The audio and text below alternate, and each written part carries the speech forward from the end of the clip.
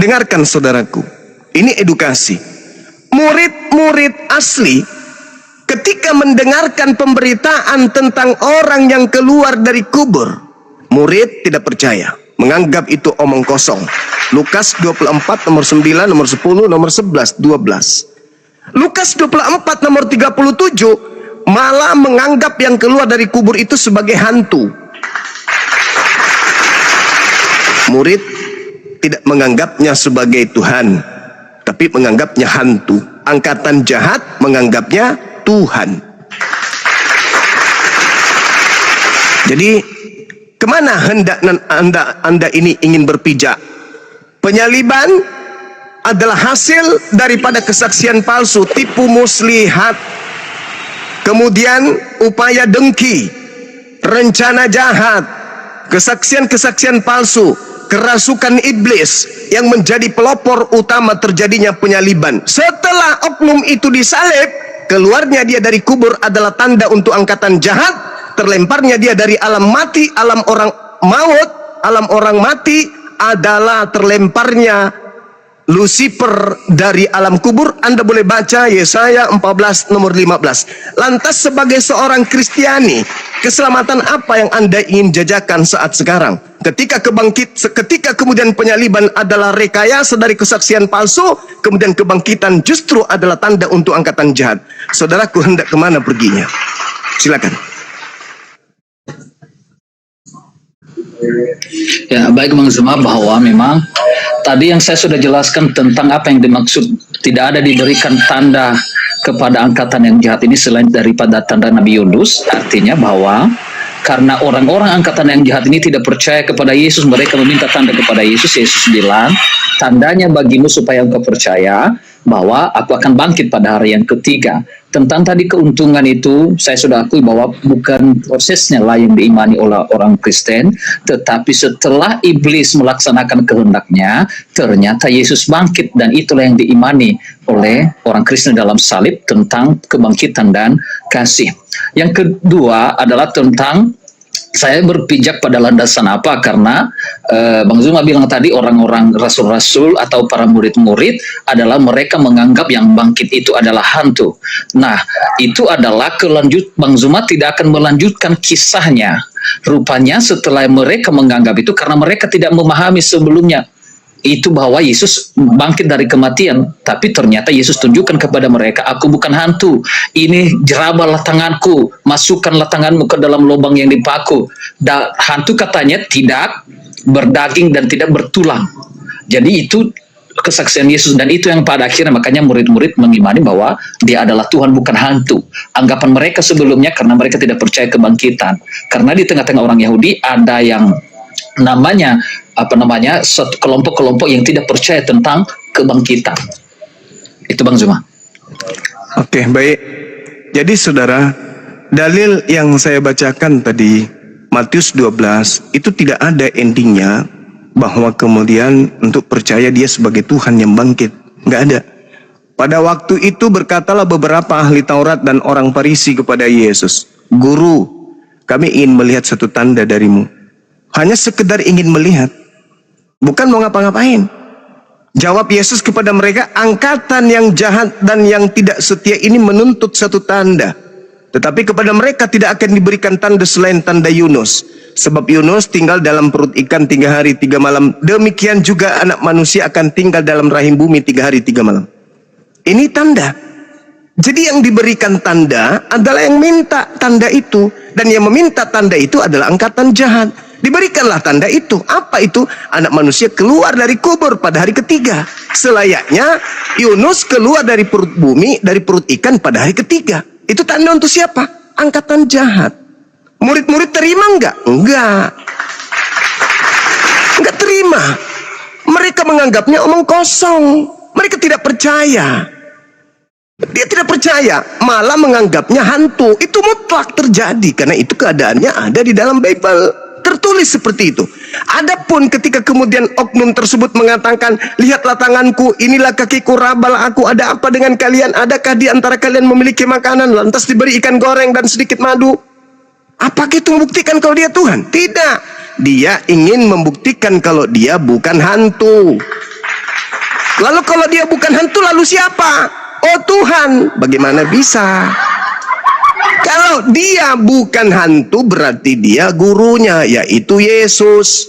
Sekarang permasalahannya adalah, benarkah Yesus manusia suci ini yang dibunuh oleh karena dasar upaya kesaksian palsu, tipu muslihat, kerasukan iblis? Benarkah Bapa yang telah mengatakan, aku menemanimu, aku menyertaimu, aku melindungimu, aku menyayangimu, aku mengasihimu? Ketika kemudian bangsanya membuat tipu muslihat, pembencinya membuat kesaksian palsu, apakah kemudian Bapak diam-diam baik? Tidak mungkin. Maka ketika tipu muslihat terjadi, kesaksian palsu itu diusung untuk kemudian menyalibkan manusia yang suci yang kepadanya aku berkenan ini, maka Bapak tidak mungkin membiarkannya untuk terbunuh dengan kesaksian dan tipu muslihat tersebut. Maka dia diselamatkan. Makanya dia berdoa, wahai Bapa, biarlah cawan ini berlalu, tapi bukan atas kehendakku, tapi atas kehendakmu. Pertanyaannya, apakah Bapa berkehendak Yesus itu dibunuh dengan kesaksian palsu, dengan tipu muslihat, dengan kerasukan setannya muridnya? Tentu tidak. Inilah anakku yang kukasih, kepadanya aku berkenan. Dan Yesus mengatakan di dalam kitab Anda sendiri, Bapa tidak meninggalkan aku seorang diri. Ayo, Bapa senantiasa berkenan kepadaku, sebab aku senantiasa melakukan apa yang diperintahkan untuk aku lakukan dan aku sampaikan. Yohanes 5 nomor 29. Itu jelas itu. Jadi bagaimana mungkin kemudian Yesus dibiarkan tipu muslihat itu mendera dia? Yesus dibiarkan kemudian kedengkian orang-orang itu mendera dia? Nggak mungkin. Maka apa yang terjadi? Sesuai dengan Markus 16 nomor 12, Yesus menampakkan diri dalam rupa yang lain. Nah, loh, ketahuan. Ternyata yang nampak terlihat oleh Markus bukan Yesus lagi, tetapi rupa lain. Siapa rupa ini? Begitu saudaraku. Jadi kembali kepada tema yang tadi, angkatan jahat diberi tanda. Apa itu anak manusia keluar dari kubur? Yesus cuma mengatakan, iblis dilemparkan keluar dari kubur. Sekarang saya mau baca dalil Yesaya 14 nomor 15. Itu diawali dari nomor 12. Endingnya di 15. Sebaliknya wahai iblis, ke dalam dunia orang mati engkau diturunkan. Ke tempat yang paling dalam di liang kubur engkau dimasukkan. Siapa yang keluar dari liang kubur? Iblis. Dalilnya mana? Yesaya 14:15. Kok bisa? Ya, karena Tuhan mengatakan iblis Lucifer itu dilemparkan ke alam kubur. Iblis diturunkan ke dunia orang mati, dan yang keluar dari dunia orang mati adalah tanda untuk angkatan jahat. Dan yang keluar dari kubur ini mengatakan, kepadaku telah diberi kuasa. Dan Yesus mengatakan penguasa dunia telah dilemparkan keluar, yaitu iblis. Dan yang keluar dari kubur betul-betul mengakui, kepadaku telah diberi kuasa, pergilah ke seluruh dunia, jadikanlah seluruh orang menjadi muridku. Siapa dia ini? Siapa dia ini? Yesuskah? Tunggu dulu, perlu diselidiki dengan teliti. Silakan.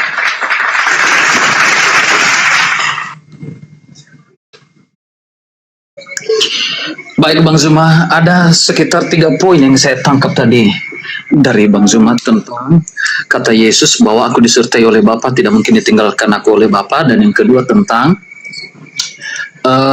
yang bangkit dari kubur itu, yang keluar dari kubur itu pastinya iblis. Dan yang ketiga adalah tentang tanda, ya, bahwa tanda kebangkitan itu adalah bagi orang angkatan yang jahat. Saya jawab satu persatu Bang Zuma. Ini semuanya berkorelasi. Yesus berkata kepada angkatan yang jahat ini tidak akan diberikan tanda selain daripada tanda Nabi Yunus bahwa anak manusia akan bangkit pada hari yang ketiga. Artinya Yesus sudah mengakui bahwa akan ada kebangkitan. Itu kebenaran dari perkataan Yesus. Berarti itu benar-benar terjadi kebangkitan. Yang kedua, apakah yang keluar dari kubur itu adalah iblis? Bang Zuma, tidak juga semua, karena orang mati pun bangkit dari kubur, tidak mungkin iblis. Itu dia. Jadi tidak semua yang dimaksud keluar dari kubur adalah pastinya iblis, tidak. Ya, karena ketika kebangkitan Yesus ada banyak katanya orang-orang mati keluar dari kubur. Dan yang ketiga tentang penyertaan Bapa. Nah, perkataan Yesus tadi, bahwa anak manusia akan dikubur dan bangkit pada hari yang ketiga. Artinya Yesus menyatakan itu akan terjadi. Tapi sebaliknya Yesus bilang, aku tidak mungkin ditinggalkan oleh Bapa. Lalu kesimpulan Bang Zuma berarti kalau dia mati, itu ditinggalkan oleh Bapa. Padahal Yesus sudah berkata, aku akan bangkit pada hari yang ketiga. Berarti dia mengalami kematian dan bangkit dari antara orang mati. Berarti penyertaan Bapa yang dimaksud adalah bukan tidak mati, tapi semua proses itu adalah Bapa menyertainya pasti bangkit kembali kepada tubuh yang utuh. Jadi bukan ketika setelah mati lalu benar dia ditinggalkan Bapa, bukan sampai di situ. Karena Yesus sudah menyatakan enggak, tanda diberikan kepada angkatan yang jahat ini bahwa ada ya. Itu Bang Zuma. Ya, baik. Terima kasih, saudara. Tadi yang membahas tentang Yohanes 8:29, itu saya yang mengatakan bahwa Bapa yang mengutus aku, Bapa menyertai aku, Bapa tidak membiarkan aku sendiri, sebab aku senantiasa berbuat apa yang berkenan kepadanya. Yang saya maksud di sini adalah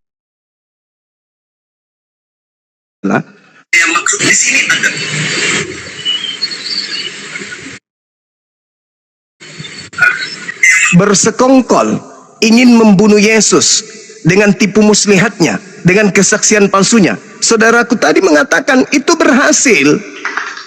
Apa iya Bapak membiarkan Yesus seorang diri untuk dikhianati, untuk kemudian orang-orang membuat kesaksian palsu untuk membunuh dia, tipu muslihat untuk membunuh dia, kerasukan iblis untuk membunuh dia?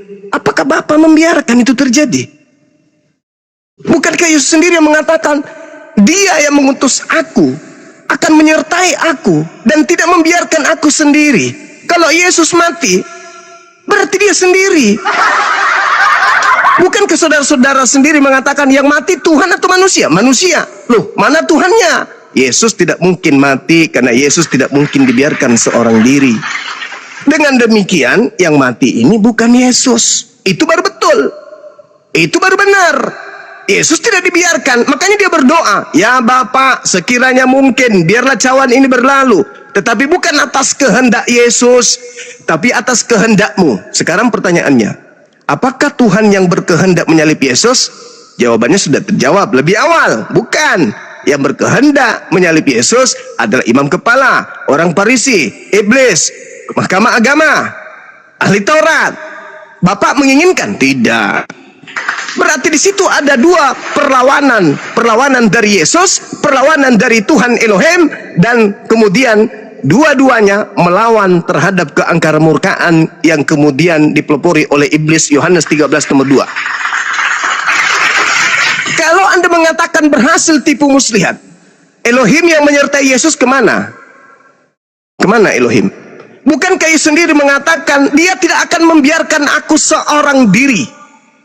Dan dia berdoa, biarlah yang terjadi adalah kehendakmu. Tolong tunjukkan kepada saya kehendak Elohim agar orang-orang jahat membunuh orang benar. Ada? Tidak akan Anda temukan itu. Tidak akan Anda temukan itu. Berarti dengan kata lain, penyaliban itu terjadi, pembunuhan itu terjadi, tetapi yang dibunuh bukan Nabi Isa alaihi salam, melainkan orang yang diserupakan dengan beliau. Wa qaulihim inna qatalnal masiha Isa bin Maryam Rasulullah wa ma qatalu wa ma salabu walakin syubbiha lahum. Yang disalib, yang dibunuh, orang yang diserupakan. Ending daripada itu adalah ketika Anda, saudaraku yang kukasihi, mengatakan yang disalib adalah Yesus. Ingat, Yesus berkata kepada muridnya Bani Israel, bukan kepada Islam, bukan kepada Kristen. Apa kata Yesus dalam Bible? Waspadalah kepada penyesat yang datang kepadamu memakai namaku dan berkata, akulah Kristus.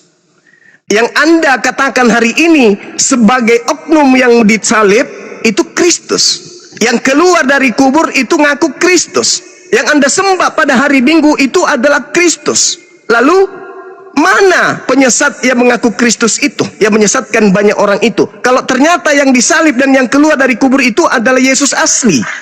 Lalu penyesatnya yang mengaku Kristus itu mana?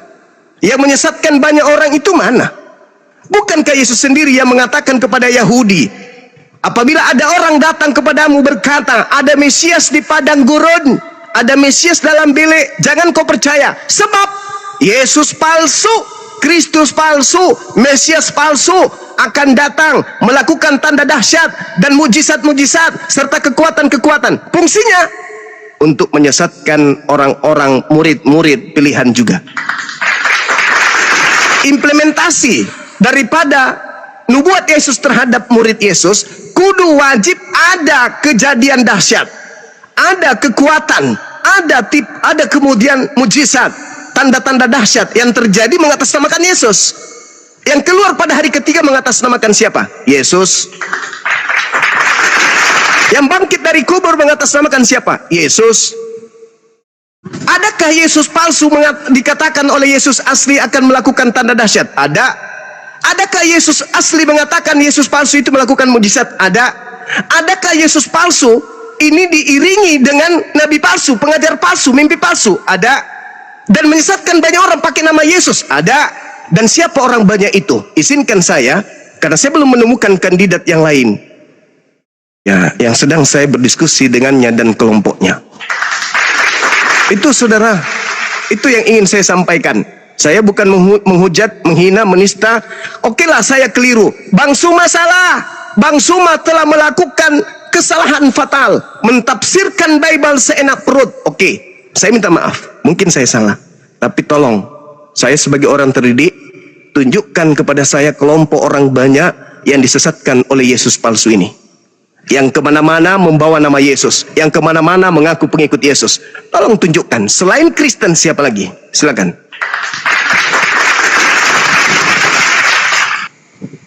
Bisa saya jawab, Juma? Apa namanya, Bang Zuma, sebenarnya ada beberapa Silakan. yang tentang penyertaan Bapa. Artinya bahwa Anda sedang menyimpulkan Yesus tidak disertai oleh Bapa, berarti tidak mungkin Yesus.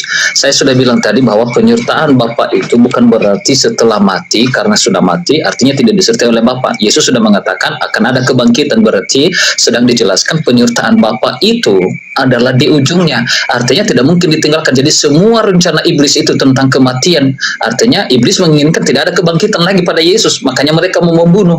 Tapi ternyata digagalkan oleh kuasa Tuhan dengan Yesus bangkit dari orang mati. Berarti penyertaan Bapa tidak terbatas sampai kematian, tetapi melampaui itu. Yang kedua, tidak mungkin karena apa namanya tadi, ya, yang menyertai. Dan yang Anda katakan Yesus palsu, betul bahwa Yesus berkata bahwa akan disertai dengan mukjizat-mukjizat. Tapi yang betul adalah Yesus yang benar itu ada. Dan Yesus bilang akan ada Yesus. Dan yang diakui di dalam kekristenan adalah dengan kesaksian bahwa mereka melihat Yesus yang asli disalib dan dikubur.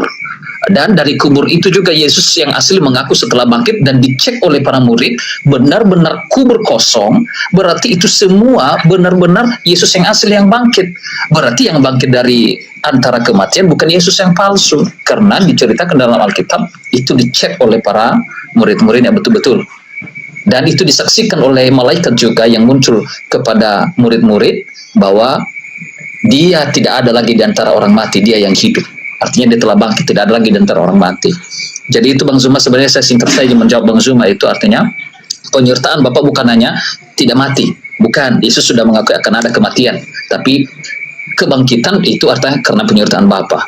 Dan Yesus palsu, saya sudah katakan, semua sudah dicatat dalam Alkitab. Mereka melihat di mana dia dikubur. Setelah itu mereka melihat juga kubur kosong, dan ada kesaksian malaikat dia telah bangkit dari antara orang mati. Dan Yesus menjumpai mereka, dia lihat tanganku ada bekas lubang, dan itu yang ditunjukkan semua. Jadi semua ada kesaksian di dalam Alkitab. Jadi benar-benar Yesus yang itulah yang bangkit dan menunjukkan diri kepada para rasul, dan itu yang dicatat oleh para rasul yang mereka tuhankan. Mungkin mau dijawab oleh Abang tadi itu yang apa, atau saya boleh mempertanggungjawabkan narasi saya di awal. Baik. Jadi gini saudaraku, Anda mengatakan Yesus asli. Oke, ingat saya bertanya tadi, mana orang banyak yang disesatkan oleh Yesus palsu? Mana pengikut-pengikut Yesus palsu ini yang memakai nama Yesus? Kalau bukan Kristen. Kalau yang bangkit itu asli, berarti bukan Kristen. Lalu mana Yesus banyak Kristen, pengikut Kristus palsu ini? Yang banyak yang memakai nama Yesus ini mana? Sampai sekarang belum ditunjukkan, mungkin habis ini. Saudaraku, Petrus sebagai pelanjut tongkat estafet jemaat yang didirikan di atas batu karang berkhotbah sesuai dengan narasi yang dibangun oleh hasil penyelidikan Lukas dalam catatan buku kedua, Kisah Para Rasul bab 2 nomor 29 sampai nomor 40. Apa yang dikatakan oleh Petrus? Saudara-saudara, aku boleh berkata-kata dengan terus terang kepadamu tentang Daud, bapak kita. Ini kata Petrus, Daud, bapak kita. Jadi dia bercerita tentang Daud. Daud telah mati dan kuburnya ada di tengah-tengah kita sampai hari ini. Tetapi Daud adalah seorang nabi, dan Daud tahu bahwa Elohim telah berjanji kepadanya dengan mengangkat sumpah bahwa Tuhan akan mendudukkan seorang dari keturunan Daud sendiri di atas tahtanya. Karena itu Daud telah melihat ke depan. Jadi Daud menubuatkan ke depan, Daudnya yang menubuatkan, dan telah berbicara tentang kebangkitan Mesias ketika ia menyatakan bahwa dia tidak ditinggalkan di dalam dunia orang mati. Satu, kemudian bahwa jasadnya tidak mengalami kebinasaan, tidak mengalami kematian. Yesus inilah yang dibangkitkan Elohim, dan tentang hal itu kami semua adalah saksi.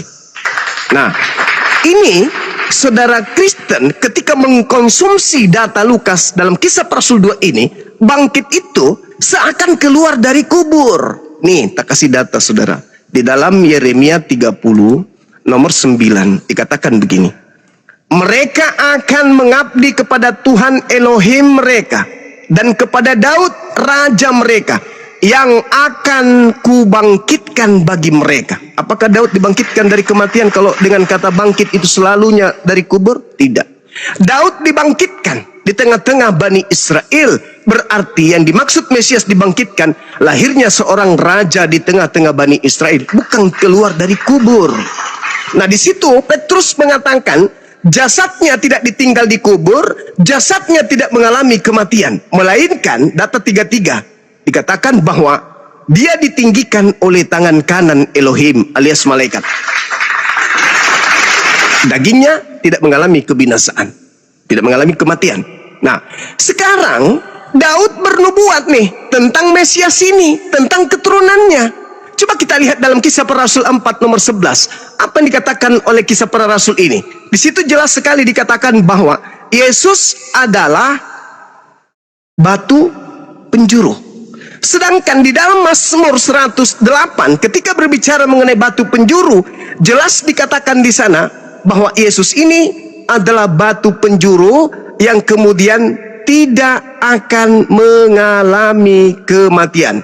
Di dalam Mazmur 118.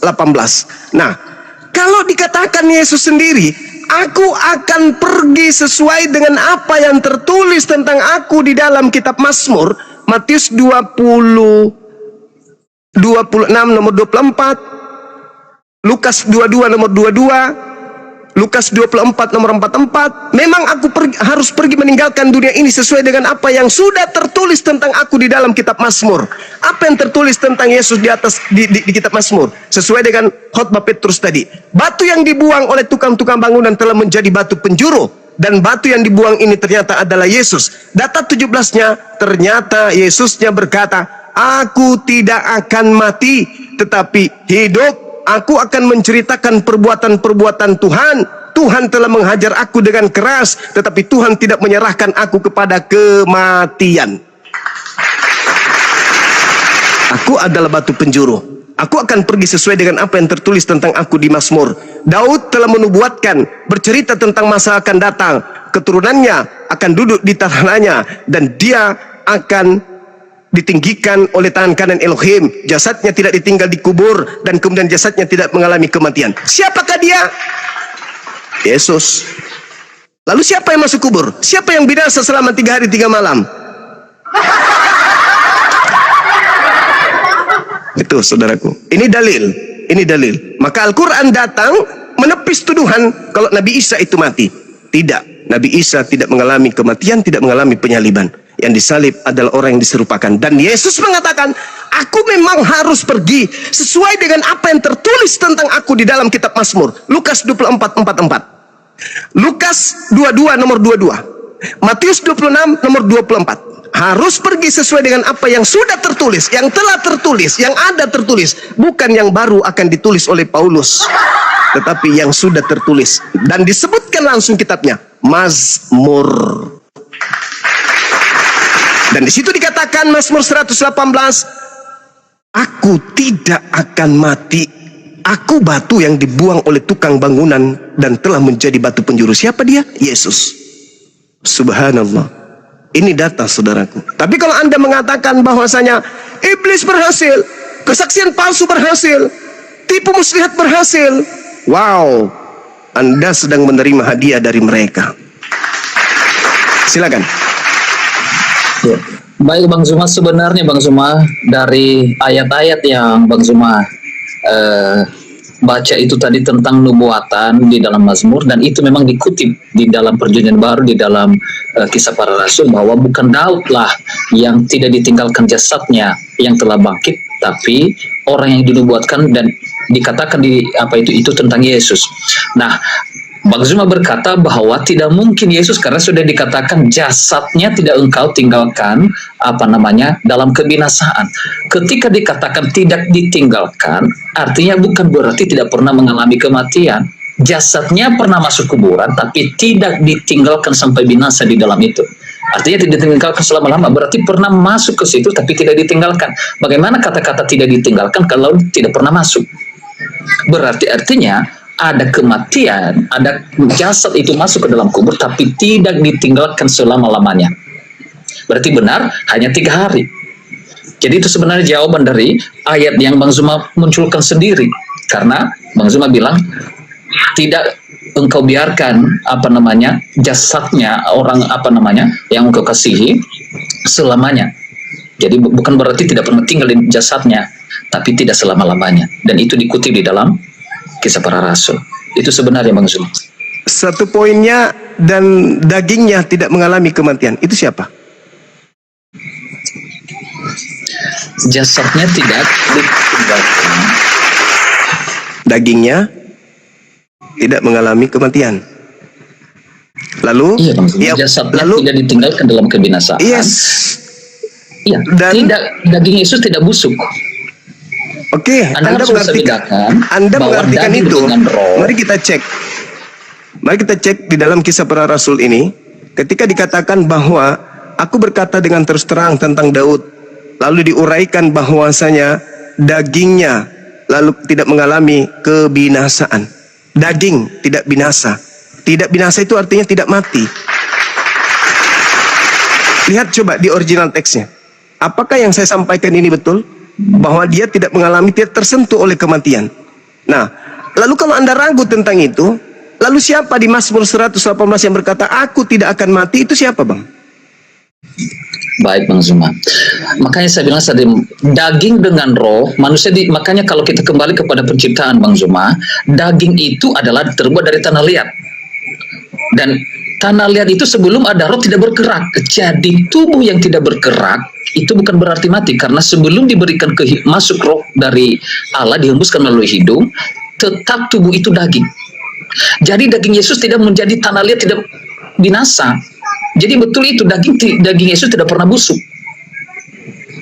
Jadi kan bukan Yesus tidak mati, bukan daging, makanya dijelaskan dagingnya.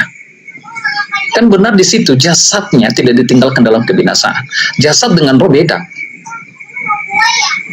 Saudara, Mesias ini dikatakan oleh Daud tidak ditinggal di dunia orang mati. Artinya apa itu kalau tidak ditinggal di dunia orang mati? Tidak disimpan di alam kubur. Dagingnya tidak mengalami kebinasaan. Dagingnya tidak binasa, berarti tidak pernah ditinggalkan oleh roh. Yang disebut binasa ketika berbicara mengenai manusia, pada saat roh meninggalkan jasad itu sudah binasa, itu mati namanya. Kemudian kalau Anda belum yakin juga, yang di Mazmur 118 ini menurut Yesus, aku tidak akan mati tetapi hidup dan aku akan menceritakan perbuatan Tuhan. Tuhan telah menghajar aku dengan keras, tetapi Tuhan tidak menyerahkan aku kepada kematian. Itu siapa bang? Yang tidak akan mati. Aku tidak akan mati. Itu siapa? Daud atau Yesus? Iya, Yesus bang. Makanya saya bilang Yesus. tadi Oke. bahwa Dah. dagingnya tidak mengalami kebinasaan dan Aku tidak tidak akan ditinggal mati bang. di dalam. Aku tidak Ya, akan betul. mati. Itu Daud atau Yesus? Iya, makanya korelasinya tadi Bang Zuma baca bahwa tidak ditinggalkan selamanya dalam kebinasaan. Bukan Berarti- selamanya, jangan Iya. Anda tambah saudaraku. Aku tidak akan mati dan Tuhan tidak akan menyerahkan aku kepada kematian. Itu siapa? Aku tidak akan mati itu siapa, Ya, Bang? ayat sebelumnya tadi dari Bang Zuma bahwa tidak selama-lamanya orang benar engkau tinggalkan dalam kebinasaan. Jadi artinya kalau tidak ditinggalkan Dia tidak ada.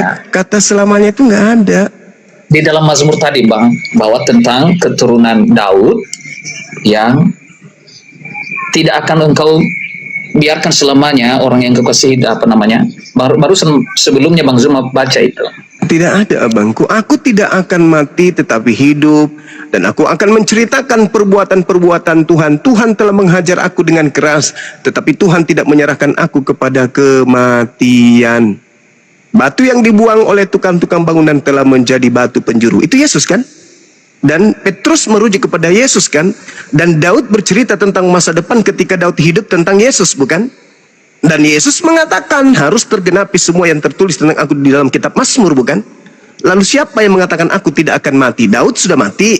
Lalu yang tidak akan mati siapa selain Daud? Yesus abangku. Jadi ada solusi. Ketika Yesus asli mengatakan waspadalah kepada Yesus palsu, dan Yesus asli tidak akan mengalami kematian, berarti yang mengalami kematian yang di atas salib, yang keluar dari kubur, sekaligus sebagai tanda untuk angkatan jahat adalah Yesus palsu. Menurut data, itu yang saya pahami. Silakan. Ya, bahwa yang abang bilang tadi betul bang, bahwa yang tidak mengalami apa namanya, tidak ditinggalkan selamanya dalam kebinasaan itu adalah Yesus. Artinya ketika Yesus bangkit, bahwa dia Berarti dia mengalami dan kematian. dalam dong. juga bukan, dan dalam versi orang Yahudi selama 3 hari orang itu jiwanya masih ada di dalam tubuhnya. Itu kalau Bang Zuma searching, makanya apa namanya baru benar-benar terpisah dalam iman Yahudi, terpisah jiwa dari tubuh itu setelah 3 hari. Jadi sesungguhnya kalau dibawa ke sana maka betul. Berarti bukan hanya Yesus kan yang mengalami hal itu kalau begitu. Intinya bahwasanya apa yang Anda inginkan dengan Yesus yang harus mati ini? Kenapa Anda ngotot sekali Yesus harus mati? Seperti iblis yang berapa kali mencoba Yesus harus mati. Kenapa ada kemiripan antara saudara saya dengan iblis? Pingin kali Yesus mati itu apa yang Anda inginkan di sana? Bukan bang, karena yang bang apa tadi, Bang Zuma bilang ayat-ayat pun di dalam apa Yesus berkata tanda yang diberikan kepada Angkatan jahat. Angkatan jahat ini adalah tanda Nabi Yunus, anak manusia tinggal di perut bumi selama 3 hari dan setelah itu bangkit. Artinya bukan kami menginginkan itu, tapi orang yang dicatat yang terjadi adalah itu yang terjadi. Maka apa yang terjadi itu harus dipercaya. Bukan kami menginginkan Yesus harus mati, tidak. Tapi saudaraku begini, ketika ada peristiwa bahwasanya aku menyimpan tugu ini aku berdirikan di sini, aku buat tugu ini misalnya sebagai simbol untuk angkatan jahat dan keturunannya. Kira-kira yang bersiara ke sana mau nggak disebut angkatan jahat? Nggak mau. Kenapa? Karena itu tanda untuk angkatan jahat, itu lambang, itu simbol, itu tugu untuk orang-orang jahat. Kalau ada orang yang kemudian datang ke tugu itu bersiara, berarti dia masuk ke dalam kategori angkatan jahat. Nah, yang jelas bahwasanya keluar dari kubur itu adalah tanda untuk angkatan jahat. Dan Kristen mengusung keluar dari kubur ini sebagai simbol ketuhanan terhadap Yesus. Bukti dia Tuhan apa? Dia bangkit dari kematian. Lah, bukankah itu hanya tanda untuk angkatan jahat doang? Tapi justru Kristen menjadikan itu sebagai simbol ketuhanan. Ada apa ini? Ya, Bang Zuma harus bisa bedakan bahwa memang Yesus memberikan itu, bahwa kebangkitan itu adalah tanda kepada angkatan yang jahat yang tidak percaya. Tapi bukan berarti tandanya itu adalah jahat, tidak. Jadi bukan berarti itu Yesus bilang karena mereka tidak percaya, tapi bukan tandanya yang jahat. Saudaraku, tadi di dalam Yohanes 12:31 itu tanda jahat itu. Dunia saatnya sekarang juga, dunia dihakimi sekarang juga, penguasa dunia akan dilemparkan keluar. Itu tanda untuk penguasa dunia, iblis. Itu tanda jahat, Bang. Coba Anda baca lagi deh. Itu Yesus sendiri yang mengatakan, sekarang juga dunia dihakimi, sekarang juga penguasa dunia yaitu iblis dilemparkan keluar. Siapa yang dilemparkan keluar ini? Bukan cuma tanda jahat, tapi yang keluar ini juga adalah si jahat. Yesusnya kemudian mengatakan tidak mati, Daud tidak mati, Petrus tidak mati. Lalu Yesus mengatakan yang keluar dari kubur hari ketiga adalah tanda untuk angkatan jahat. Yesus mengatakan yang keluar adalah si jahat, yaitu penguasa dunia. Tapi kenapa Anda kemudian mengatakan itu adalah Yesus? Karena itu tadi telah disesatkan dengan memakai nama Yesus.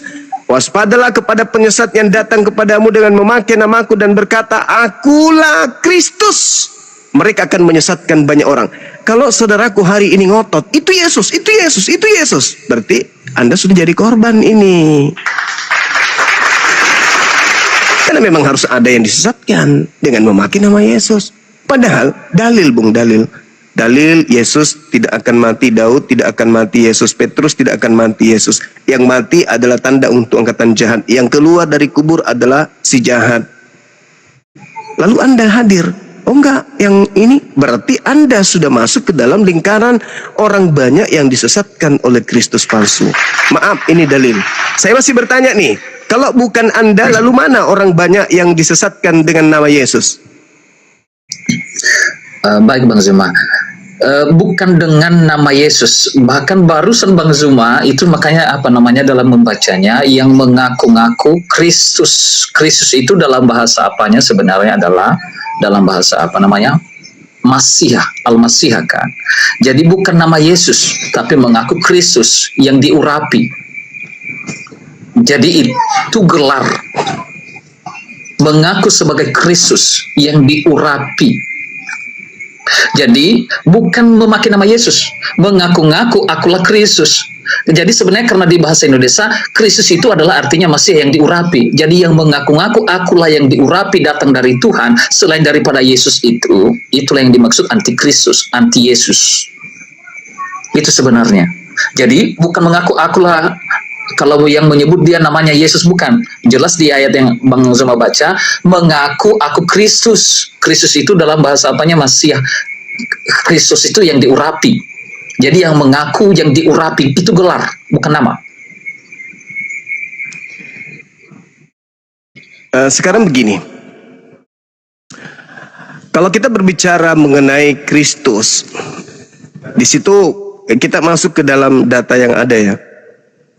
Ketika kemudian dikatakan waspadalah kepada penyesat yang datang kepadamu memakai namaku. Sekarang ketika Yesus menasihati ke-11 muridnya, Yesus meminta mereka untuk waspada kepada orang yang datang kepada ke-11 ini mengaku-ngaku bertemu dengan Mesias. Apakah Paulus datang kepada ke-11 murid yang telah menerima nasihat setelahnya beberapa puluh tahun kemudian mengaku kepada mereka bertemu dengan Mesias? Itu dulu. Jadi apabila ada orang berkata ada Mesias di sini, ada Mesias di sana, ada Mesias di padang gurun, ada Mesias di dalam bilik, jangan kau percaya. Nah, dari ke-11 murid ini, detik, menit, jam, hari, minggu, bulan, tahun, bertemu dengan orang di luar mereka, namanya Paulus.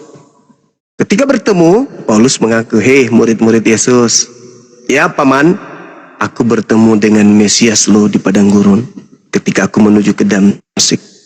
Nasihat Yesusnya percaya atau jangan percaya, Bang? Ya, baik. Bang Zuma, sebenarnya kita harus bedakan, tanpa Paulus,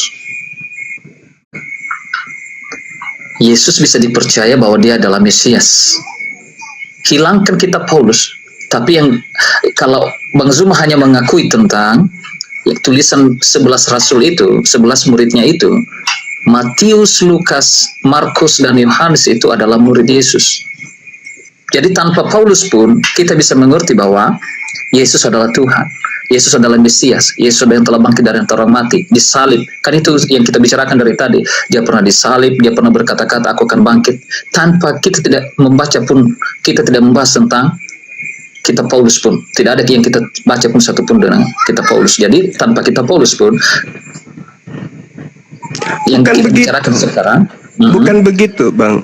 Di luar ke-11 murid, yang datang ngaku-ngaku bertemu Mesias di gurun itu siapa? iya, itu sebabnya saya bilang sama Bang Zuma, katakan Paulus itu adalah Tidak membawa bisa. Yesus. Yang apa? Karena Kristen itu pengikut Paulus. Nggak Enggak. bisa, Bang. Loh, Bro, saya bisa. Gini bro, nggak bisa, Bang. Nggak bisa. kita harus jelaskan itu kepada Juma. Jangan kita buat berdalil seperti tadi. Jadi begini Juma, Iya. Mesias, Bang Lubis, itu bentar dulu Bang Lubis. Bang Lubis Ya, apa gimana Tian? Tian mau istirahat dulu? Boleh.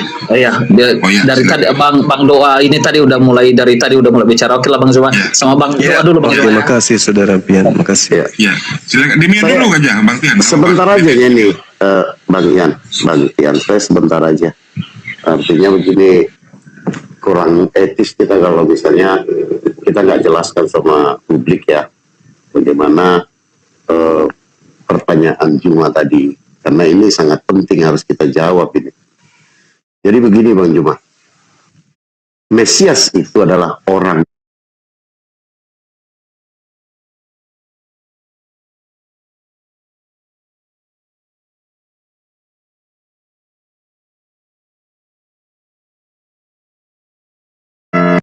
Yesus yang sudah kembali kepada kekekalannya.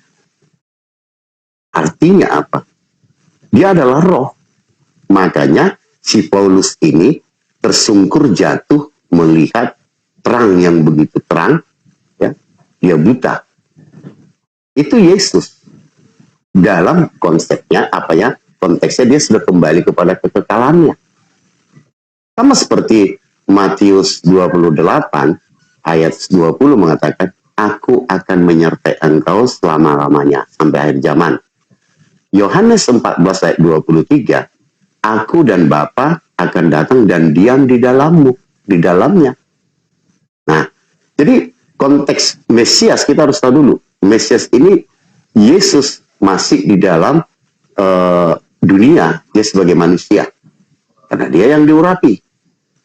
Nah, maksudnya di sini Mesias palsu adalah orang manusia yang mengaku telah diurapi Tuhan sebagai juru selamat.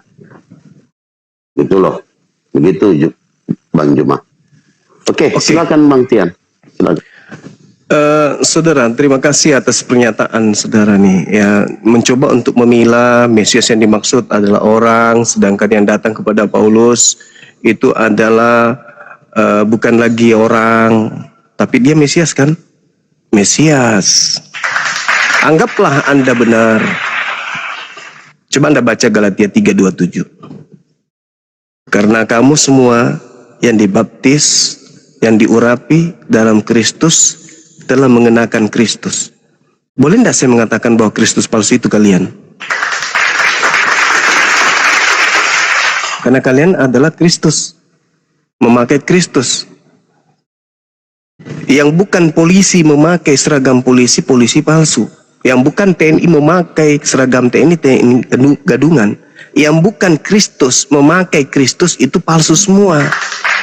Boleh enggak saya katakan bahwa ketika orang yang Anda maksud, maka saya katakan kalianlah itu.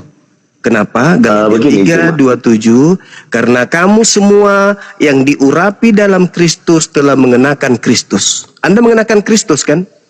Apakah Anda Kristus? Bukan. Anda mengenakan Kristus, berarti Anda Kristus apa? Asli apa palsu Anda ini? Bukan begitu pengertiannya Juma. Iya, bukan begitu, karena Anda ingin Belajar dulu. Aduh, gimana Ya sih? udah, Anda jelaskan Begini kepada Juma, saya. begini Juma. Silakan. Mesias yang dimaksud itu Mesias Kristus itu pertama seperti apa yang sudah dinubuatkan di Yesaya 53, lalu di Mazmur 22. Ya, itu mah asli kalau itu. Ini Dengar yang dulu, dimaksud dengar dulu. Mesias palsu. Lo kok larinya ke Dengar, asli? kalau saya menjadi Mesias palsu kamu bilang, saya tidak pernah mengaku seperti apa yang tertulis di Yesaya 53. Galatia 3:27 Dan Mazmur ini loh, 22. Bang. Bukan asli yang dicari, yang palsu yang dicari, Abang. Iya. Yang palsu Kristen itu ini. tidak pernah mengaku dirinya Galatia Yesus, 3, tetapi Galatia dia 3. diurapi di dalam nama Yesus gitu loh. Kenapa sekarang jadi Yesus? Tadi katanya bukan manusia. Tadi katanya manusia. Abang kan yang memilah tadi. Yang dimaksud Mesias di situ adalah manusia. Yang datang kepada Paulus bukan manusia. Ada 3 berarti kandidat. Bisa Tuhan, bisa iblis, bisa malaikat yang datang. Nah sekarang Yesusnya mengatakan ada Kristus palsu. Kristus palsu. Kristus ini siapa sih sebenarnya? Yesus kan? Dengan kata lain ada Yesus palsu. Nah sekarang bagaimana Anda bisa membuktikan yang datang ke Paulus itu Yesus asli? Sementara Paulus sendiri mengatakan yang datang kepadaku bukan manusia. Sedangkan yang asli manusia. Dan Yesus mengatakan waspadalah kepada Kristus yang palsu. Yang datang kepada Paulus asli enggak? Mesias palsu. Mesias Iya. palsu itu jelas merujuk orang, manusia. Iya, sekarang Yesusnya ketika dia sudah bukan orang menurut pandangan saudara, dia Mesias atau bukan? Menurut yang tertulis, dia Kristus tetap karena dia bukan orang Ya lagi. sudah, berarti bisa saja yang datang itu berupa roh, berupa cahaya, berupa manusia. Karena Yesus yang asli yang adalah Mesias ternyata dia juga Mesias pada saat dia bukan lagi manusia. Kan aneh ada abangku ini. Beda Juma. Jadi Kok pisahkan beda? Mesias. Beda begini. Yesus kan sudah mati dan bangkit di hari ketiga. Lalu Nah, dia naik ke terus? surga. Ini Terus? persoalannya, kejadian si Paulus ini kan setelah Yesus naik ke surga. Nah, bagaimana Anda bisa membuktikan itu adalah Yesus anak Maria? Pertama, yang bisa kita buktikan adalah dalil-dalil kitab-kitab Paulus itu semua itu searah benang merahnya dengan Oke. Injil Matius, Lukas, dan Markus. Oke, sekarang Yesus Itu mengatakan. satu. Dua, Oke, Paulus Saya dengan Petrus satu pelayanan. saya bantah bang. Menurut Nah, Yesus satu tanda pelayanan. kedatangan kalau Yesus yang asli datang apa? Tanda Yesus, maksudnya tanda yang kedua kah atau yang ketiga? Kita harus Lah, tahan kalau- dulu. Nah, apa yang kedua apa yang pertama? Yesus ditanya apa tanda kedatanganmu oleh muridnya. Kenapa Anda Yang mana nih? Yang mana nih? Kedatangan kedua atau Oh, yang kedatangan? mana? Ya, yang mana nih? Emang Yang Yesus mana? datang berapa kali bang ke bumi? Jadi begini. Inilah dalilnya Yesus itu Tuhan, Juma. Lah, Ini dalilnya. tidak ada Yesus manusia itu Tuhan abangku nggak Jadi ada. sama seperti Bisa jadi cahaya yang di Anda api yang dilihat Musa, Yang begitu justru juga yang dilihat oleh Paulus. Justru yang begitu. Tuhan ini saudaraku, justru Yesus yang Tuhan inilah yang kemudian harus kita hati-hati. Sejak kapan Yesus yang Jadi Tuhan apa ini? yang dilihat Musa, peristiwa penglihatan Musa tentang Tuhan, Kenapa lari? sama seperti penglihatan yang dilihatkan oleh Paulus. Gitu loh. Aduh, sekarang Yesusnya ditanya muridnya yang asli, guru apa tanda kedatanganmu? Sekarang tanda itu ada nggak ketika dia datang kepada Paulus ngaku Yesus? Tanda kedatangan yang mana nih, Juma? Kok dah? Masolang Akhir zamankah untuk menghakimi? Dia kan datang sebagai anak manusia. Tetapi ketika kedatangan pertemuan Paulus dengan Yesus, Ya, di mana dia Yesus dalam wujud di mana keilahiannya. di mana Yesus mengatakan Keilahiannya, Juma. Jadi harus kamu bisa pisahkan itu. Gitu. Saya angkat tangan abangku. Saya nyerah. Memang udah banyak orang di Komal ini menyerah sama saya. Iya. Iya benar. Udah banyak di Komal ini. Oke. Tadi malam si Kainama ya. Iya. Banyak kok. Jadi kalau mau belajar datang ke Komal saya dan saya ajari Juma ya. Oke, baik. Jadi bedakan Juma Mesias. Pertanyaan terakhir kepada saudara yang mengaku pintar.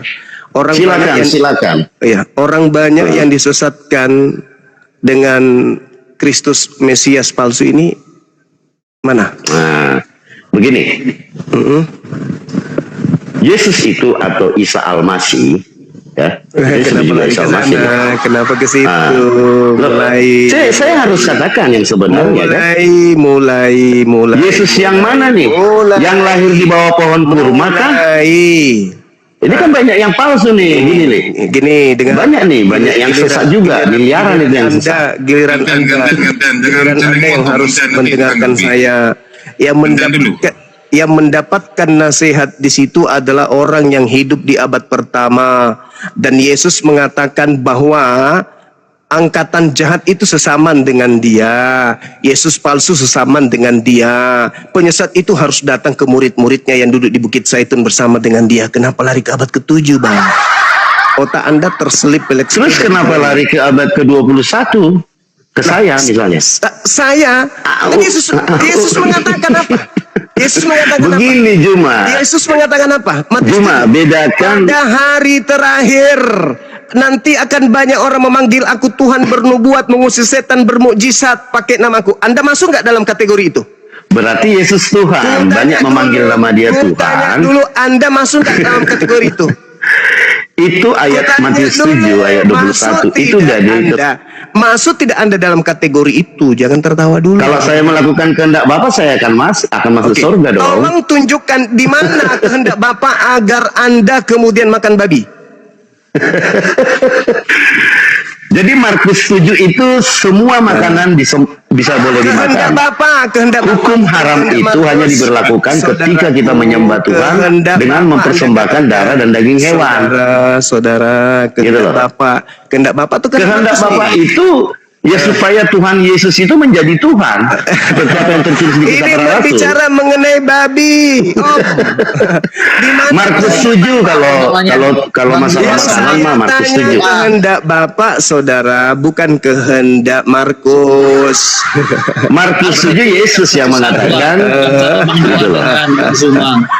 Saya ulang lagi, kalau Anda mengatakan kehendak Bapak, tolong hargai pertanyaan saya. Di mana Bapak berkehendak agar Anda makan babi? Bang Zuma, sebenarnya dikelirkan dulu tadi, yang datang kepada, mungkin itu tadi harus clear satu-satu. Ya, yang datang kepada Paulus, apakah yang datang Yesus kepada Paulus, apakah itu Yesus palsu? Oke. Jadi harus silakan saudara Pian. Ya, silakan saudara. Sebenarnya makanya saya jawaban dan Bang Zuma bilang tadi, berarti sekarang adalah yang disesatkan itu adalah orang Kristen. Tapi saya mau beritahu sama Bang Zuma. Kalau bukan kandidatnya yang lain siapa, Bang? Ya, makanya itu orang Kristen itu Bang Zuma pertama sekali menyebut diri di Antiokhia, dan itu bukan murid Paulus. Lalu murid berarti siapa? yang menyebut diri mereka siapa, Kristen, murid siapa? Itu diajarin oleh Barnabas dan yang dikirim dari Rasul. Saudara, gini aja deh. Kita nggak usah berbelit-belit kemana-mana. Jadi gini, ketika Yesus mengatakan di dalam pengajarannya kepada muridnya, Yohanes 16, adalah benar jikalau aku pergi, sebab kalau aku tidak pergi, maka penghibur itu tidak akan datang. Aku harus pergi, karena akan datang seorang penolong lain. Nah, menurut Yesus, dia pergi, siapa yang datang? Ya, Roh Kudus penghibur, Roh penghibur. Yang datang kepada Paulus, siapa?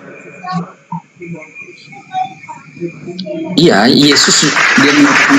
Di mana Yesus mengatakan, aku memang harus pergi supaya aku datang. Aku memang harus pergi, sebab kalau aku tidak pergi, aku tidak datang, gitu. Yohanes 14 ayat 23, Juma. Coba baca Yohanes. Harus pergi. Yohanes 14 ayat 23, baca dulu Juma. Harus pergi, sebab kalau aku tidak pergi, Surah Bang Zuma kecil. penghibur lain itu tidak akan datang. Sekarang yang datang kepada Paulus penghibur lain atau Yesus? Ya, baik Bang Zuma. Iya. Bang Zuma harus bisa telaah perkataan Bang Zuma ketika Yesus bilang kalau aku tidak pergi kepada Bapa, penghibur itu tidak akan datang. Apakah Iya. Yesus berkata kalau aku sudah pergi kepada Bapa dan tidak pernah lagi menampakkan diri kepada Bapa? Apakah itu maksudnya? Bukan, yang datang Oh. setelah aku bukan aku. Ayo. Enggak, Yesus Loh, bilang loh, loh, kalau loh, aku loh. tidak pergi Loh, loh, kepada loh, loh, loh, loh, Bapa, loh. penghibur Ah. itu tidak datang. Ah. Tapi bukan berarti Yesus tidak bisa datang lagi. Itu dua hal yang berbeda. Oh, tidak bisa. Anda jangan menambahkan dalil. Dia mengatakan sendiri loh, bahwasanya yang datang setelah dia itu ada dua. Sebelum dia datang yang asli. Yang pertama adalah Yesus palsu. Yang kedua adalah roh kebenaran.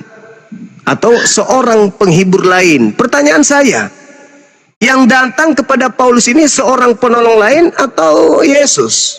Tuhan langsung, Tuhan Yesus. Nah, itu apalagi Tuhan. Coba. Tuhan Yesus ya. Kan Apalagi dia- Yesus tuh. Dia kan dengar ditulis dulu, tuh. dengar dulu. Aku Tuhan. Aku katanya. memang harus pergi. Sebab kalau aku tidak pergi, penolong lain itu tidak akan datang. Ya Roh Kudus ya. Nah, sekarang yang datang kepada Paulus siapa? Tuhan sendiri. Zuma Yohanes Lalu di 14 mana ayat 3, Yesus Bang Zuma. mengatakan bahwa aku akan datang? Di mana? Ada Bang Yohanes Zuma, 14 ayat 23. Sebentar Bang Coba ya. Anda baca nomor 27-nya. Yohanes 14 ayat 23. Iya, coba Anda Dan baca nomor apabila aku 27-nya. telah pergi Supaya ke Anda situ tahu dan telah maksudnya apa menyediakan itu. tempat bagimu. Itu aku ucapan akan Yesus datang kepada Bani kembali. Israel, Bung. Bukan ucapan untuk Anda. Itu ucapan Yesus untuk Bani Israel. Iya, artinya Yesus bilang kalau aku sudah pergi, aku akan datang kembali. Tapi Kepada Yesus siapa dia bilang, kalau datang? aku Kepada tidak siapa pergi, dia datang? Kepada siapa? Ya kepada siapa? Kepada siapa?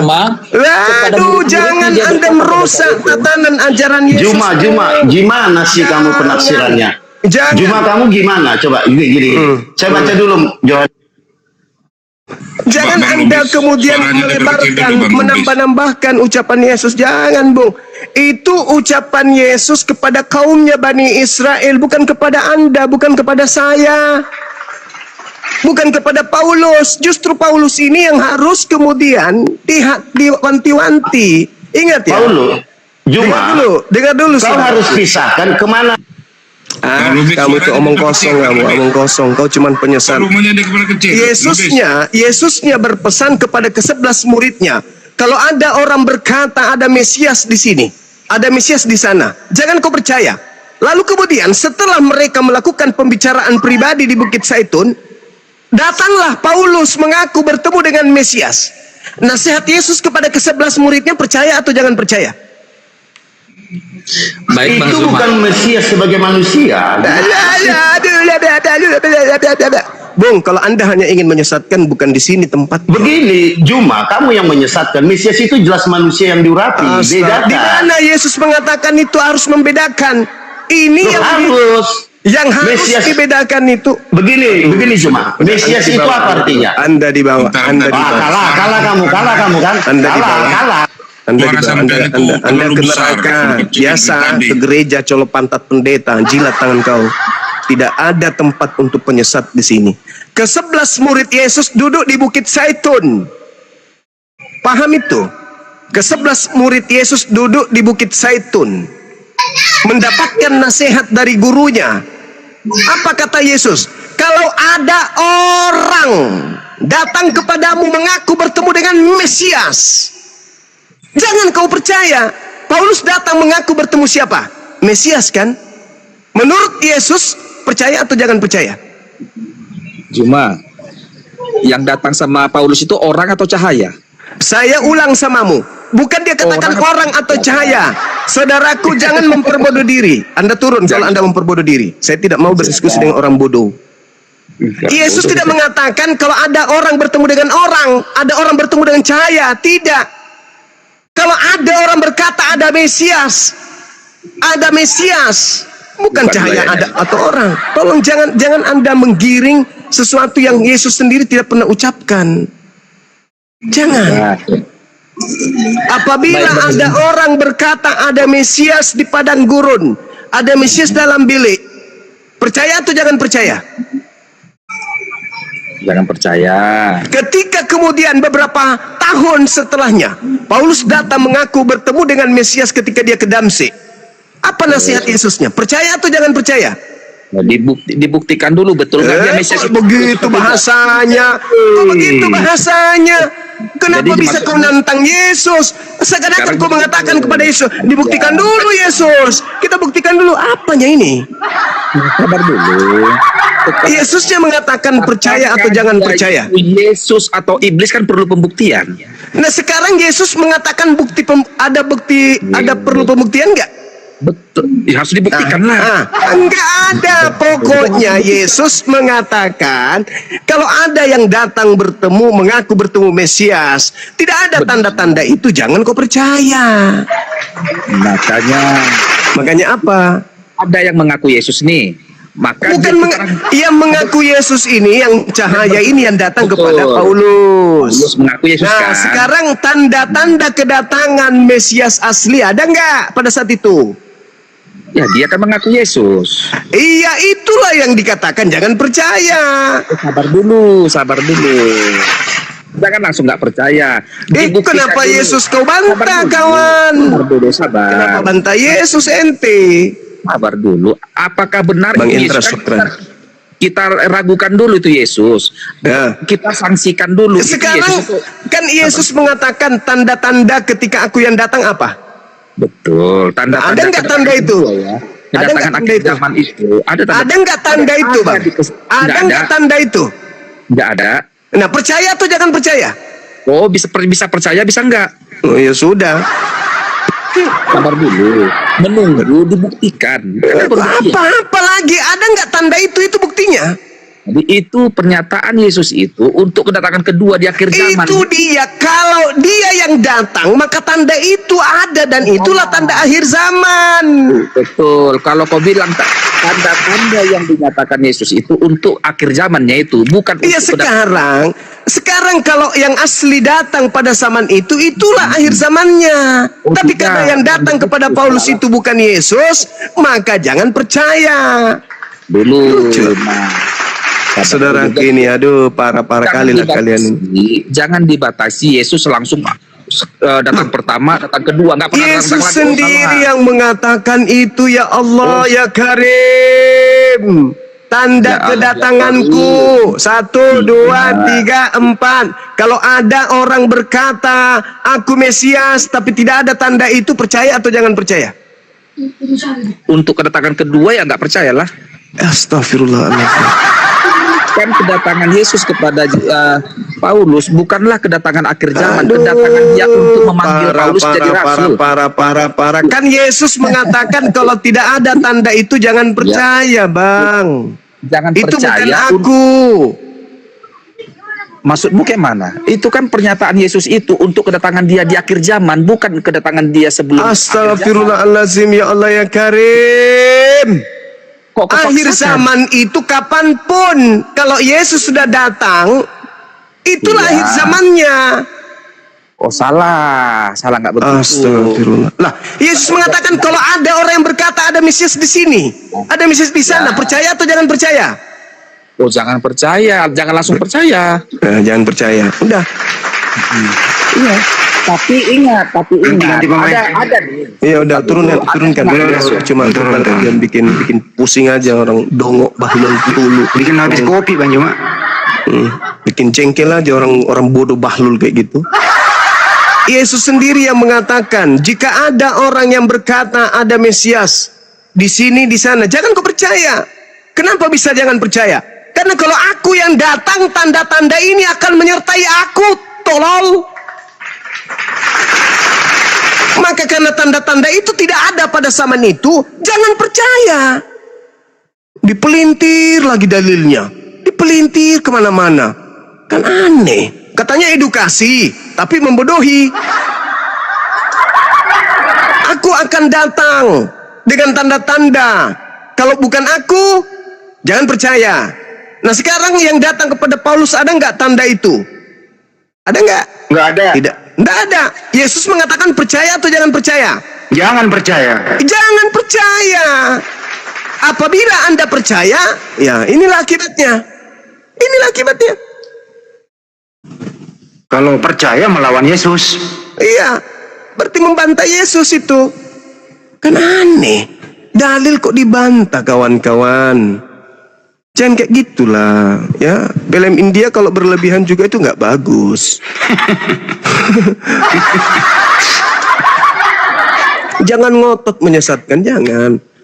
Lembutkan hatinya. Jangan karena kami ini Islam, Anda mengatakan Anda tidak punya hak. Loh, kami berdasar dalil, bos. Kami tidak mengada-ngada. Apa sih keuntungan kami? Nggak ada. Toh kami nggak percaya kepada Paulus. Toh kami juga tidak percaya kepada pemberitaan Yesus kok. Kami ini Muslim. Kami ini pengikut Nabi Muhammad. Cuman, marilah kita memberikan edukasi. Jangan ngotot kepada sesuatu yang membantah Bible. 11 murid di Bukit Zaitun berbicara mengenai kepribadian masalah hal-hal prinsip dalam iman mereka kepada Yesus. Mereka bertanya, "Guru, apa tanda kedatanganmu dan apa tanda akhir zaman?"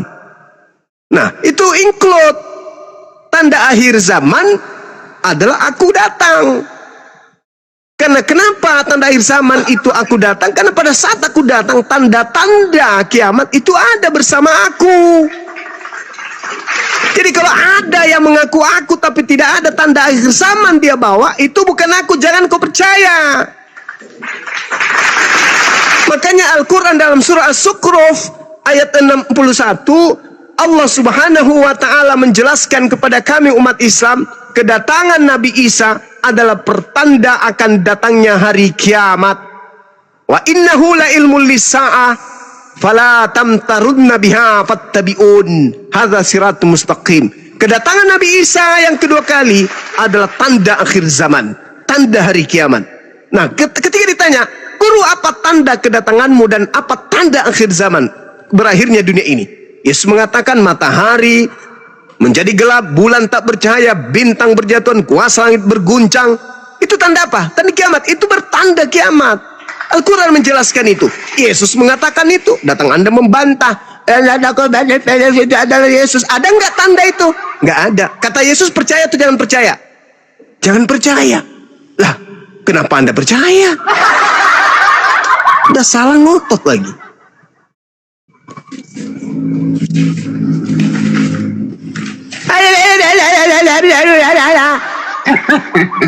Udah jelas-jelas kok dinasehatin muridnya di situ.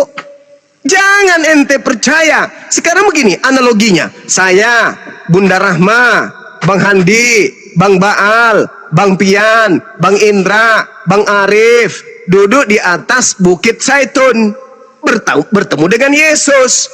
Bertanyalah kemudian Bunda Rahma kepada Yesus, "Tuan, apa tanda kedatangan Tuhan dan apa tanda akhir zaman, wahai Tuhan Yesus yang mulia?"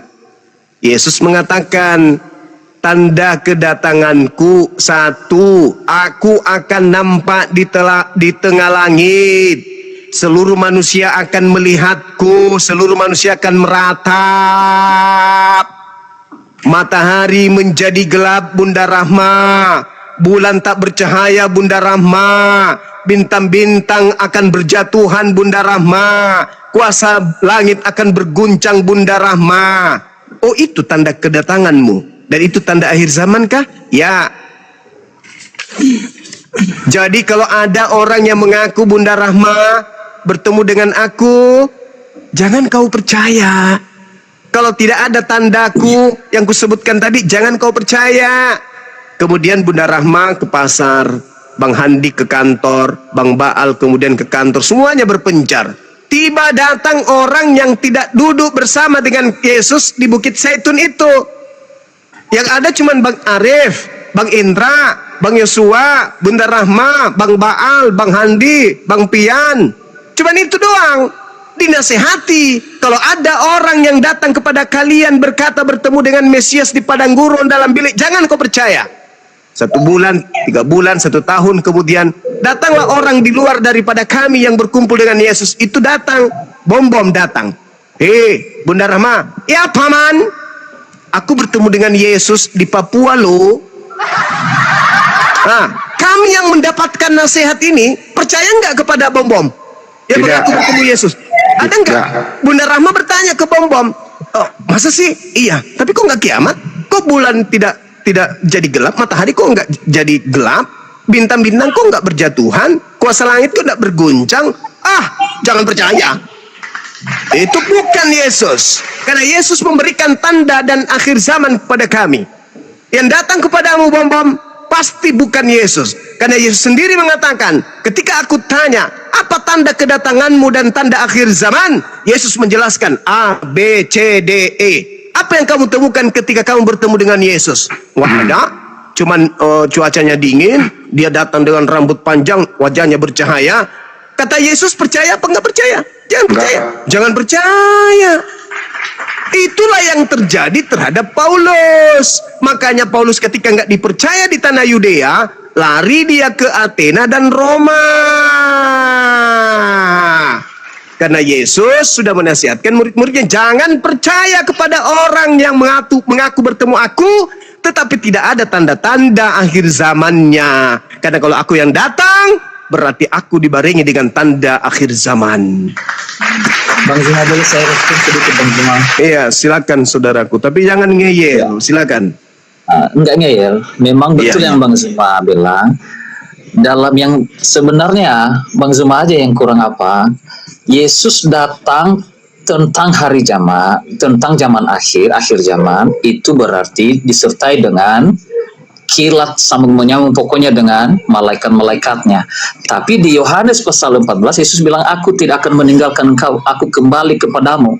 Jadi ada dua, Yesus bilang aku tidak meninggalkan engkau, tapi ada juga tentang akhir zaman, kedatangannya tentang akhir zaman disertai dengan tanda-tanda. Jadi ada, kalau mau saya katakan sama Bang Zuma, di Yohanes itu bilang, aku pergi dan tidak meninggalkan engkau, kembali lagi kepadamu.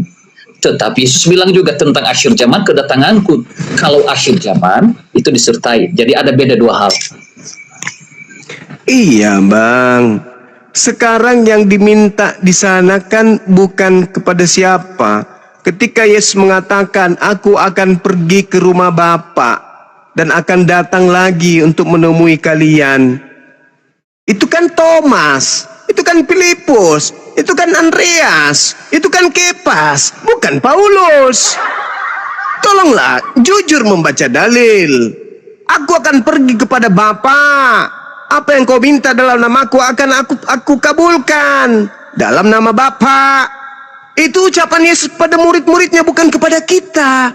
Kepada muridnya, man ansari ilallah, nahnu ansarullah. Itu yang dijelaskan dalam Al-Quran juga, bahwa murid-muridnya Nabi Isa alaihissalam jelas itu mendapatkan predikat spesial, kredit plus daripada orang-orang Yahudi yang membantah dia. Nahnu ansarullah, kata mereka, kami akan menolongmu, kami akan membantumu. Itu, tetapi yang membencinya, tak ada kemudian Yesus ke sana menyediakan tempat di surga untuk yang membencinya. Apalagi yang menganiaya muridnya, nggak ada. Jadi ketika Yesus itu datang, ada dua hal penafsiran.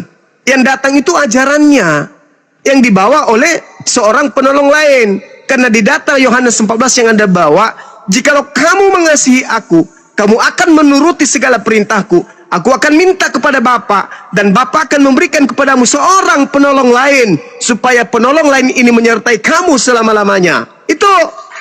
Dan ketika ia datang, dia akan memuliakan aku. Sekarang siapa yang memuliakan Yesus antara kita, Bian dengan saya? Yang memuliakan siapa? Saya, abangku.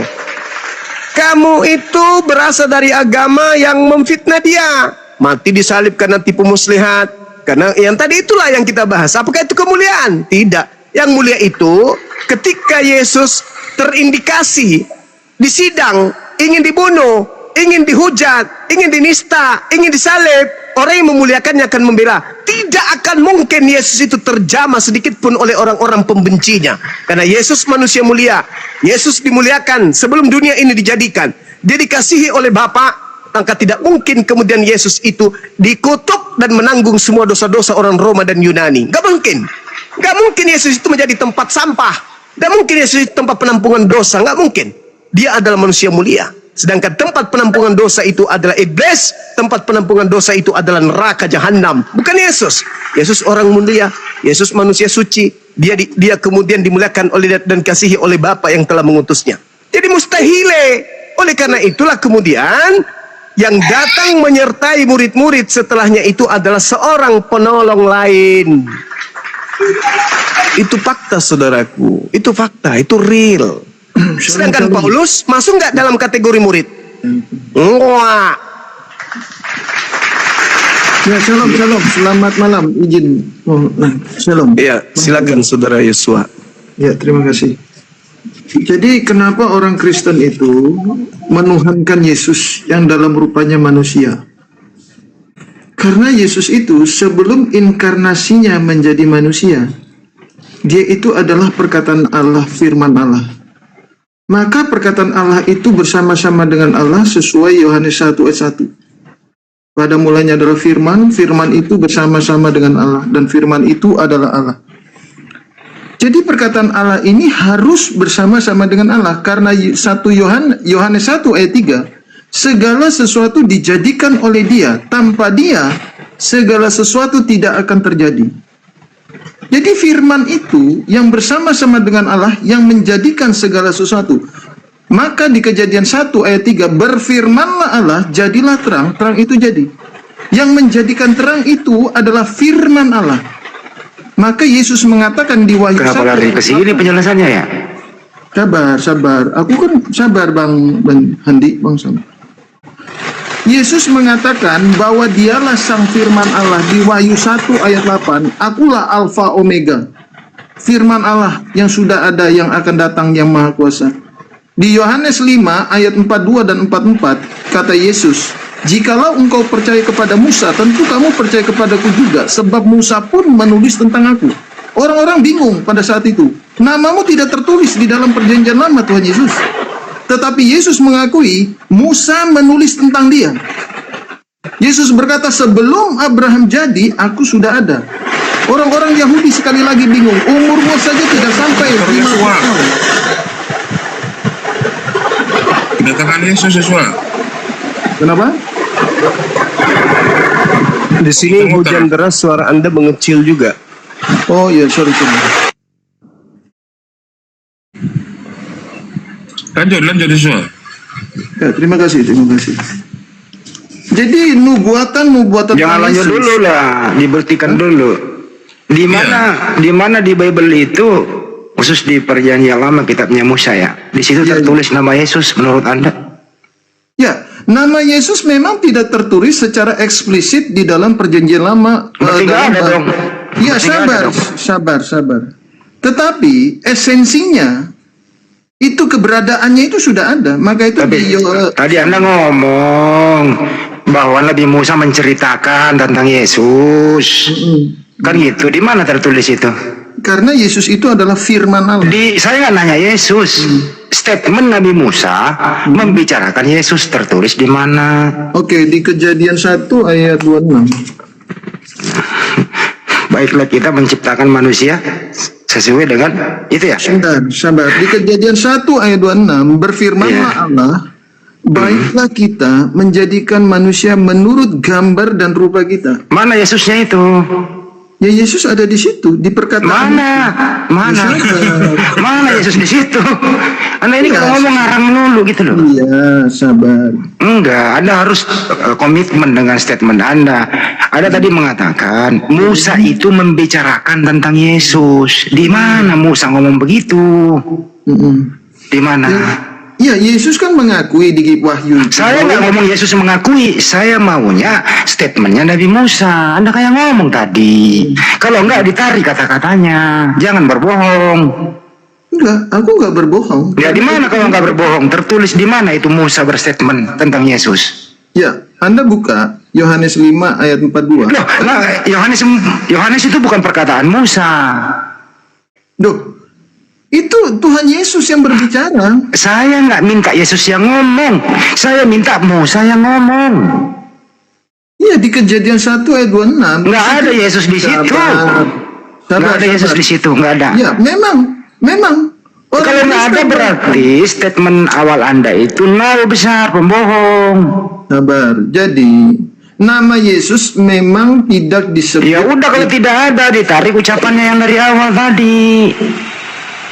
Jangan nipu di sini. Saya nggak mau ditipu sama Anda. Boleh Anda menipu di luar sana, tapi di sini ditarik itu ucapannya. Kalau Anda nggak tarik, Anda penipu. Bicara itu harus dibuktikan. Anda tadi menjual nama Nabi Musa. Nabi Musa membicarakan tentang Yesus. Anda nggak bisa buktikan. Iya, siapa yang dimaksud dengan kata di situ, kita di situ? Menurut Anda? Ya siapa itu kita? Iya, Bapa, Firman, dan Roh Kudus. Di mana Anda mengenal Nabi Musa, Bapak, Firman, Roh Kudus? Sebentar, jangan dipotong, jangan dipotong. Maka itu di 1 Yohanes. Jangan ngomong ke Yohanes. Saya minta statement Nabi Musa. Saya minta statement Nabi Musa menyebut nama Yesus. Iya, nama Kalau nggak ada turun, Anda tidak mengakui menipu, tidak mau menarik kata-katanya, silakan Anda turun. Anda menipu di sini. Coba ada Bang Billy kayaknya di bawah, Bang. Sebentar. Naikkan Bang Billy itu. Oke. Jangan ini yang naik, ini jangan Bang Billy aja yang naik. Ntar dulu. Turunkan dulu ini. Aku Kena. sebentar. Nggak bisa, saya nggak mau membiarkan Anda ngomong kalau Anda nggak bisa buktikan. Kalau Anda tidak bisa buktikan, Anda turun, Anda menipu di sini. Janganlah begitu. Siapa yang mengklaim, dia harus membuktikan. Karena saya ini sudah 67 tahun kurang 2 menit, saya belum pernah menemukan data Nabi Musa menyebut Yesus. Bang Billy, Bang Handi, saya ngomong Bang Billy dulu yang punya kita. Bang Billy, pernah nggak Nabi Musa menyebut Yesus? Waduh, nggak ada, apalagi pakai Bereshit 126 itu nggak ada. Di situ audiensnya ialah para malaikat atau dewan musyawarah ilahi. Itu bukan 3, di situ lebih dari 3. Oke, makasih Bang Billy. Apa Bang Tian, mau Anda membetulkan teman Anda atau Anda mau meluruskan? Silakan. Ya, atau Yesus naik lagi. Ya, kalau di Yohanes bilang, Yesus bilang, Musa telah menulis tentang aku, bukan Yesus bilang, Musa telah menulis tentang Yesus, bukan. Jadi harus dibedakan, Musa menulis tentang aku, bukan tentang nama Yesus. Aku itu siapa? Jadi, aku itu siapa? Ya pribadi Yesus, makanya saya harus bisa Enggak, dibedakan. dulu dengerin dulu. Musa telah menulis tentang aku. Musa menulis aku itu siapa? Iya, di situ pribadinya Yesus. Ya, di mana tertulis Nabi Musa pernah menulis Yesus? Makanya saya bilang, Bang Handi Seleb harus bisa dibedakan. Yesus tidak bilang, Musa telah menulis tentang Yesus. Berarti harus ada nama Yesus di sana. Ya, aku itu siapa? Iya, akunya di situ Yesus. Makanya perkataan Oke. Yesus. Di mana Nabi Musa menyebut aku adalah Yesus? Nabi Musa menyebut aku itu adalah Yesus. Di mana itu? Tidak disebutkan nama Yesus di situ. Yesus bilang tidak namanya. Ngarang. Bukan Bang Hedi. Makanya saya bilang perkataan Yesus, Musa menulis tentang aku, bukan tentang nama Yesus. Aku itu siapa? Aku itu siapa? Iya, akunya di situ Yesus. Ya, di mana Nabi Musa menulis tentang itu? Di mana Nabi Musa menulis tentang itu? Iya, Musa menulis tentang cerita tentang perbuatan-perbuatan yang dilakukan oleh Yesus, tapi bukan tentang nama. Di mana tertulis ada nama Yesus? Di mana tertulis Nabi Musa menulis itu? Begitu dong. Musa nggak ada hubungannya dengan Yesus. Zaman Musa nggak ada Yesus. Yesus lahiran tahun Masehi. Nggak boleh begitu, Bang. Tapi teman-teman sabar. Diam dulu kau Yosua, diam dulu kau. Bang Billy dulu yang luruskan. Bang Billy ini bahaya ini kalau begini, pembohongan publik Bang Billy. Boleh Harus begitu. diluruskan. Gini, pertama harus dipahami bahwa kitab Yohanes itu bukan seperti Torah statusnya yang diberikan di sini langsung kepada Musa. Kitab itu ditulis bukan oleh Yesus tapi oleh siapa? Tahun berapa? 110 baru ada kayak surat Yohanes, kitab Yohanes, Injil Yohanes itu 110. Jadi kurang lebih berapa abad tuh dari zaman Yesus mati, ya kan? Kira kurang lebih setengah abad baru nongol kitab Yohanes. Jangan begitulah, nggak boleh. Kalau ada tentang Yesus, di mana tunjukin Yesusnya di dalam Tanakh, di dalam Torah? Nggak ada. Nggak boleh begitu. Coba fokus ke kejadian 1:26 dulu Bang Billy. Itu kita itu Elohim sedang berkomunikasi dengan malaikat kan? Nase Adam, Betselmenu Kimotenu. Kenapa nggak bara Adam? Nase Adam. Misalnya saya mau buat kopi, saya nggak bukan bilang saya ingin menciptakan kopi, tapi saya ingin membuat kopi. Nase Adam, marilah kita membuat manusia. Di situ siapa audiensnya? Kalau kita lihat kitab Kejadian, audiensnya adalah malaikat. Oke, makanya kita mengenal di dalam tanah itu ada kalau dalam Alkitab disebut dewan ilahi, dewan sidang ilahi. Siapa anggotanya? Yaitu para malaikat. Jadi ketika dia nanti menciptakan sendiri, ayat 27 baru dibilang Elohim bara'oto, dia menciptakan dengan sendiri, tidak membuat. Beda ya antara make dan create dalam bahasa Inggrisnya. Jadi di situ audiensnya adalah para malaikat, bukan Tritunggal. Nggak ada Tritunggal di dalam seluruh kitab para nabi Israel. Lanjut. Ya, ini area publik. Boleh mungkin Anda membahas itu di gereja, nggak ada. Pasti mereka terlena. Oh, benar juga ya. Tapi di sini area publik. Ya, nggak boleh kayak gitu. Boleh Anda berpendapat begitu, tapi dipilah-pilah Anda posisi di mana sekarang. Ini area publik, banyak yang monitor. Jadi siapa yang berstatement dia harus membuktikan. Anda nggak boleh berbohong, nah, nggak bagus. Ditarik itu kata-kata, Bang Tia. Ditarik itu, nggak ada itu. Oke? Setuju ditarik? Bukan ditarik Bang Henry. Ada dua persoalan di sini. Ini si Billy tadi bilang, oh kitab Yohanes tidak perlu pakai itu setelah udah ribuan tahun.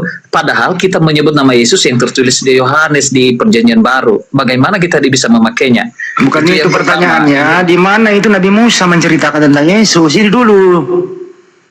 Iya, kan saya sudah jawab Bang Handi Seleb. Bang Handi Seleb bukan tentang nama, tapi Yesus bilang tentang aku, bukan soal nama. Di mana? Nama Yesus di sana. Di mana? Di mana Nabi Musa menceritakan ciri-ciri Yesus? Tertulis Iya, Musa pernah menulis akan ada seorang nabi turun ke tengah-tengahmu. di mana itu tertulis begitu? Ulangan 18. 18. Sama seperti aku Musa, aku akan menaruh firman di mulutmu itu. 18 itu. Itu yang Anda maksud. Iya, Musa pernah menulis tentang Yesus. Di mana? Iya, bukan tentang namanya tadi, Iya, tapi di mana? tentang bahwa seorang Di nabi mana? akan ada di tengah-tengahmu, akan datang ke tengah-tengahmu di antara saudaramu. Dan itu Yesus yang Yesus klaim, Musa telah menulis tentang aku di Oke, Yohanes. gue ikutin nih. Berarti Yesus nabi, bukan Tuhan. Ya, dalam kekristenan Yesus nabi, imam, dan firman Allah, penyelamat. Jadi Saya nggak nanya itu. Yesus nabi apa Tuhan? iya, Kau Bang percaya Andi, Musa kan? Gue ikutin nih. Gue kasih kelonggaran. Kau percaya Musa kan? Habis itu ada nabi nanti di tengah-tengah. Jadi Yesus nabi, bukan Tuhan gitu. Kan saya sudah bilang sama Bang Andi Seleb, dia nabi, dia almasih. Jadi Enggak, pertanyaan saya menurut Musa Yesus nabi atau Tuhan? Gue beri kelonggaran. iya Bang Andi Seleb, saya sudah bilang bahwa Yesus Apa? itu juga nabi. Iya, nabi berarti bukan Tuhan menurut Musa. Karena bukan hanya Musa yang menulis tentang Yesus. Saya nggak nanya penulis lain menurut Musa. Saya nggak nanya yang lain. Menurut Musa, Yesus itu nanti datang di tengah-tengahmu. Dia nabi atau Tuhan? Iya, kan yang kudu saya bilang tadi nabi. Nabi berarti Yesus bukan Tuhan. Aduh, Kenapa? siapa bilang Gue beri kelonggaran. Anda yang diam dulu.